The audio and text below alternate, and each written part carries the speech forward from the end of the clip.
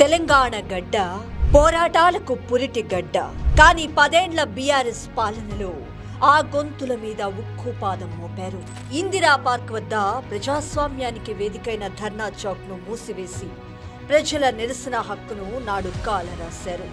ఉద్యోగులు, ఉపాధ్యాయులు, కార్మికులు ఇలా తమ గోడు ఎవరు చెప్పుకుందామన్నా ప్రగతి భవన్ గేట్లు నాడు తెరుచుకోలేదు. స్వయంగా తెలంగాణ కోసం ప్రాణాలు తెగించి గద్దర్ లాంటి ప్రజా గాయకులకు, ఉద్యమ సారథి ప్రొఫెసర్ కోదండరాం గారికి కూడా నాడు అపాయింట్మెంట్ ఇవ్వని దురహంకార పాలన సాగింది. కానీ ఇప్పుడు తెలంగాణలో ప్రజాప్రభుత్వం నడుస్తోంది. గౌరవ సీఎం శ్రీ రేవంత్ రెడ్డి గారి అధినాయకత్వంలో పాలన అంటే కేవలం అధికారం కాదు, ప్రజల ముంగిటికి వెళ్లటం. దీనికి నిదర్శనమే ఆర్టీసీ కార్మికుల సమ్మె పరిష్కారం.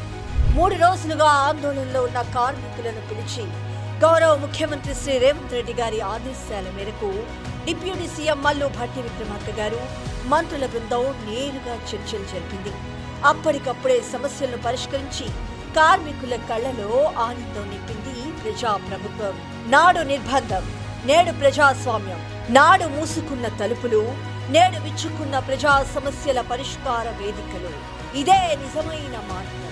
ఇదే మన ప్రజాప్రభుత్వం.